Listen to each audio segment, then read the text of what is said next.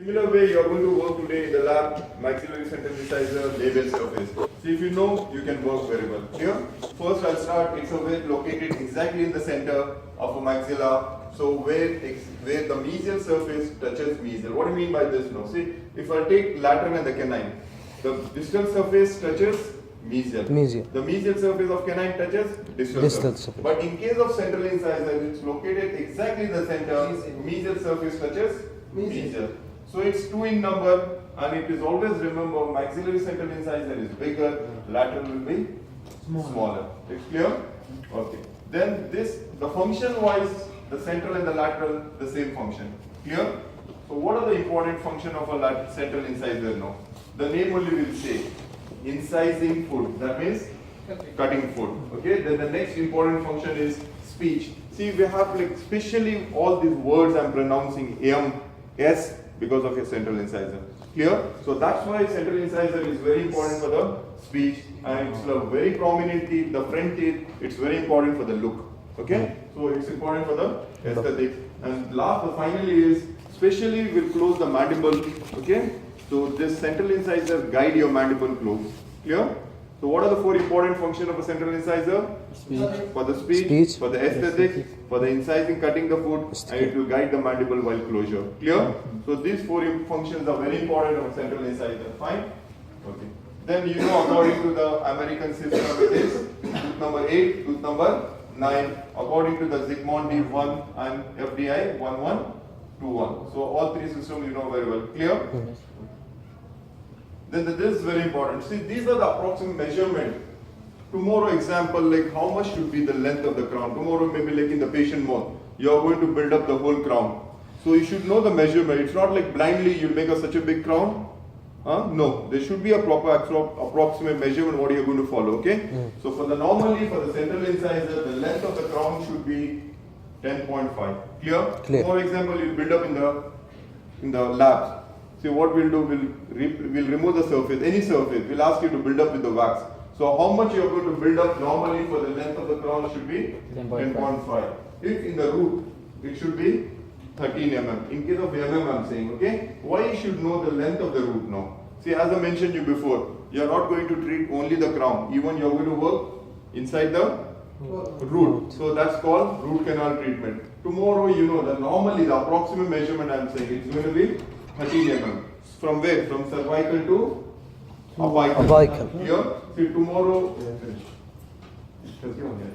if you place an instrument here, so you remember normally the length of the root is 13 mm. See, if you are blindly, if you just place instrument some 20 mm or 18 mm, what will happen? Where it's going to go? It will go to the periapical tissues. It will injure the tissues. So that's why before this thing, placing the instrument will measure the length, so that it should not go out. Okay? So normally length should be 13. So if I see the measurement from here, mesiodistally, the width, okay? Tomorrow if you build up any maxillary central incisor, how much the width you are going to build up is?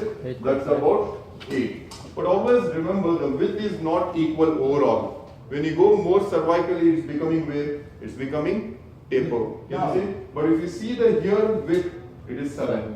Clear? Okay, then the next is, if I turn the tooth, labiolingual from the mesial side, like this. So here, how much? 7. Similar way, if I come cervically, it is 6. Clear?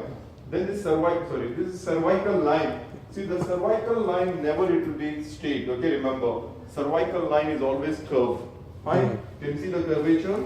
Cervical line. Yeah. This is cervical line, yes or no? Yeah. So always the cervical line will be curved in the mesial side more, distal side less. See, here it is 3.5, here it is 2.5. That means this curvature. Clear? So these are the measurements you are going to follow tomorrow in the lab everywhere. Clear? Or if you do anything on the central incisor. Then what are the other thing? No, this is very important. Chronology. When this central incisor will start calcification. About the permanent I'm saying, okay? So what is the age? 3 to 4 months. Inside the jaw, it will start, calcification will start at the age of, when the child is around 3 to 4 months. When first the enamel will complete, the crown will complete at the age of 4 to 5 years. When this will erupt outside the jaw at the age of 7, because the 6 years which tooth? First molar, then 7 will be your central incisor. But always remember, never the root and the crown will come at a time. Always remember, as I mentioned before, always once the eruption, after 3 to 4 years, the root will complete. Clear? Clear.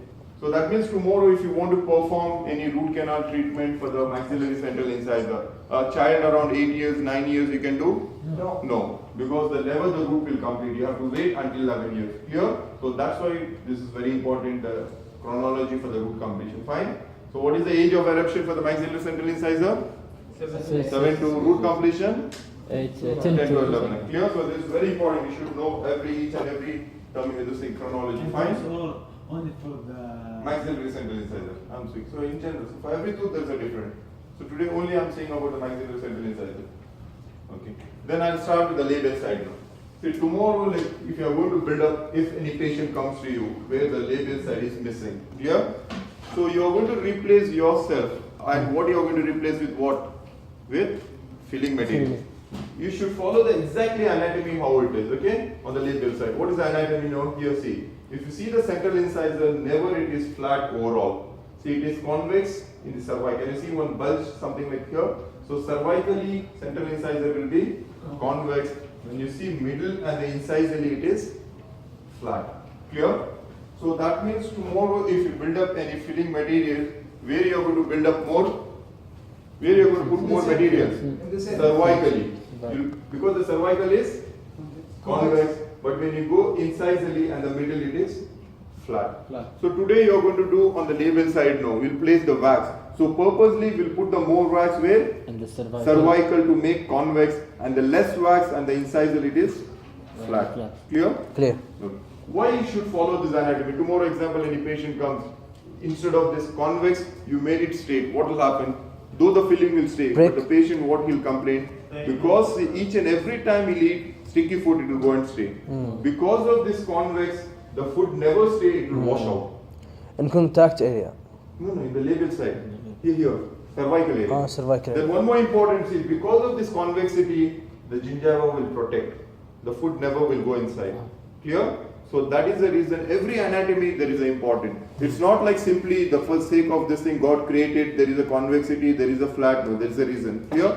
So tomorrow if you do anything on the labial side, you should do the convex way, cervically and incisally flat. Clear? Flat. Okay. Then the next is, how you are going to identify which is mesial side, which is distal side now. See if it's in the patient mouth, okay, blindly you can say this is my mesial, that's my distal, okay? So if I give you the individual tooth, how you are going to say which is mesial and the distal is? Yeah. The moment you see more convex, always remember distal side, less convex state, it is mesial. Clear? So that means this is the distal, this is the mesial. See tomorrow in the level 5 itself, you are going to mount the tooth in the jaw. So how you are going to do this thing mount, which is your right and the left, you are going to see all landmark. Clear? Clear. Then the next one is, see, this is I said mesial, this is distal. So which angle is this mesio? Incisal. This is incisal. This is distal. Incisal. So always remember, in case of central incisor, mesio incisal angle is sharp, distal incisal angle will be round now. So by seeing the angle also you can decide which is mesial side, which is distal side. Clear? So that means this is which tooth? 1 1 or 2 2 2? Oh, sorry, 2 1. 1 1 because this is mesial. Clear? So that way you are going to decide. This is distal. So that means you are going to place here. Because this is the mesial side. Yeah. If suppose this is mesial here means you are going to place on the other side. Clear? Then the cervical line. See incisal here now. Incisal always it will be straight. It's regular. It's not rounded. Okay? Fine? So this is the distal rounded. Here it's straight. Mesial incisal sharp. Distal incisal round. And the incisal is straight. Regular. Clear? Okay. Then the contacts now. See always remember. See the mesial side, the contact area is low. Distal is little high. The reason is because the lateral incisor is not the same size. It is smaller. Clear? Okay. Then the shape of the cervical line now. See the shape of the cervical line never it will be straight. Always it looks like a semicircle, half circle. Can you see? You should not make straight tomorrow. You see tomorrow if you build up here the cervically, you should not make it straight. You should make that cervical line semicircle. Then only it will merge with the gingiva. If you keep it straight, what happens? There will be an open space. So that's the reason you have to follow that anatomy. Clear? Then always remember, As I mentioned, you see, as you go cervically, the central incisor becoming what? Narrow. Narrow. So that means in the middle it's more wider, cervically, and it's incisally little narrow. Clear? So that means in the center it's more greater, more wider. Then I'll go to the lingual aspect now and turn the tooth. See, it is lingual aspect of the central incisor is exactly reversed. There is a convexity and there is a concavity. But in the labial side there is no concavity. Only Okay? convex. Only convex on the. So what is this convexity now? See, can you see on the cervically there is a huge convexity called cingulum. Just below the cingulum there is a concavity called lingual fossa. Clear? On the either side of the lingual fossa, can you see two sharp lines called marginal ridges? Clear? Clear. So that's the medial side, medial marginal ridge, distal side, distal. So these are the anatomy you are going to follow on the lingual side tomorrow if you do. So tomorrow any patient comes if the lingual surface is missing because of what? Any caries, okay, any cavities. What you are going to build up in which way? So purposely you place a more filling material in the cervical area and you make convex something called cingulum, and below the cingulum you make concavity called lingual fossa, and the other side lingual fossa, medial marginal ridge, distal marginal ridge. Clear? Clear. Why you should do this? So why you not like tomorrow you can make one flat lingual surface? What will happen? Though the filling will stay, but the patient comes back to you many times and again, I'm not happy with your thing. The reason is, if you not make the cingulum, what will happen? The gingival. Yeah, all this. Then the next, let's see, when I close my jaw, just see the incisal edge where it's going to hit. Which area? In the Cingulum. If the cingulum is not there, what happens? The force will hit the gingiva. And the patient complains pain on the sink. Okay? Then the next, why you should create this fossa? Is there a tip for the singular? Cingulum? Is there a tip? It's not round it. Convex. Bulge. See, pass your tongue there. Just close your mouth. So that will act like a, see here, where your incisal edge is going in, just below the cingulum area. So why you should create this fossa? Why not like we'll make a straight here? What will happen? See, when you cut the foot, because of this scoopy, this thing, the foot will come out from there. If you make it straight, the foot will go proximally. And it will go and where? Merge between the mesial and the distal contact area. So that's the reason. Clear? Why we should have prominent marginal ridges to protect the interproximal area, so that the foot should not go there. Clear? Clear. So every anatomy there is an important. If you follow the anatomy, you do the filling, it will be straight for never the patient will come back. If you won't follow the anatomy, if you how good you'll do the filling, he'll come back 100 times and he'll irritate because you should not follow the anatomy. So that's why every anatomy is important. Clear? So what are the anatomy you're going to follow on the lingual side? Cervical area, there is a convexity. What do you call for that? Cingulum. Just below the cingulum there is a concavity called lingual fossa. On the either side of the lingual fossa there are marginal. So this is the boundary now. See, what is the boundary of the lingual fossa now? Interproximal. See, the lingual fossa bounded cervically by what? Cingulum. Incisally by incisal ridge. Mesially by mesial marginal ridge. Distally by distal marginal. Clear? Okay, lingual fossa bounded superiorly by incisal ridge. Right or wrong? Lingual fossa bounded cervically by incisal ridge. No, single. What's the answer? Single. So you should know the boundary, okay? Then I'll go to the mesial side now. See, I'll turn the tooth. See, if I see from the mesial side, the looks like exactly like a triangle. Okay? Where the base of the triangle is there towards cervical, tip of the triangle in the incisal. Okay? Then always remember from the mesial aspect, the root always will be straight. See, if I draw the line from the apex till the incisor, it's straight. So if I cut the tooth into two parts, it will bisect equal. The mesial half will be equal to the level with the distal. Clear? So that means, see, it will bisect. What do you mean by bisect? Equal half, okay? Equal so half. That means the root and the incisal edge Apex. and it's in the same line. Clear? Okay, then always remember in the mesial side, this cervical line is more deep.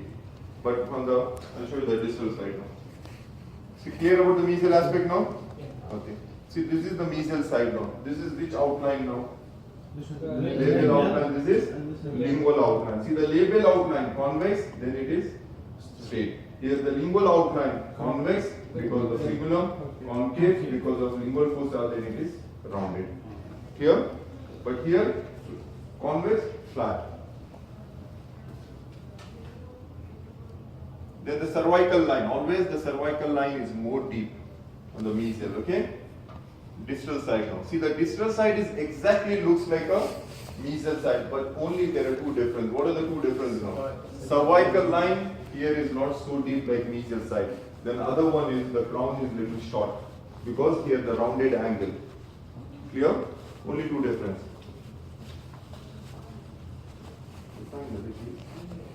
So clear about the mesial side and the distal side? Yeah. The mesial side and the distal side is exactly same. What are the two differences between the mesial and the distal aspect? It's very easy. I'll give you the teeth in your hand. How you will identify which is mesial and the distal? First is you see the convexity. Then you see the angle. Then the third one is see the cervical line. The moment you see more deeper cervical line, mesial, less deep cervical line, distal. Then you see the crown. If you see the crown looks very bulky, bigger, It's distal. mesial. If you see the crown looks smaller from the which aspect that is? Distal. Clear? Clear. Then the incisal aspect now. See incisal aspect if I see here like this way. Okay? Always remember it looks like a triangle shape. Where the which outline is here? Labial. Always the labial outline is wide, lingual outline is narrow. So from the incisal aspect you can see everything. What is this? You can see the cingulum. You can see the lingual fossa. You can see the marginal ridge. You can see the incisal. You can see the labial aspect. You can see the lingual aspect. But what you cannot see is root. Root is superimposed. See that means if you see from all aspects, see look at here. If you see from the mesial aspect, you see the root. If you see from the distal aspect, labial aspect, you see the root. But from the incisal aspect, you cannot see the root. Then what is the shape of the root now? See, if I cut the root, same like a crown now. See, labially wider, lingually narrow. Root also like that only.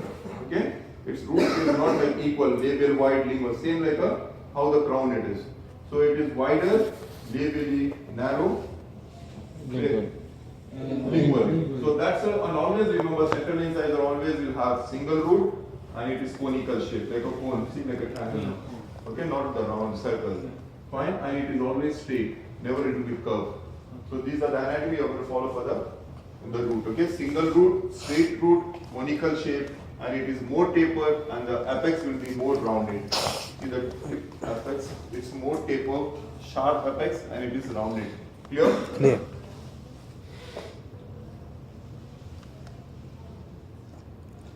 See if I cut horizontally, if this is the root, I'll chop this way and if I see here, it looks the root is wider labially, lingually narrow, okay?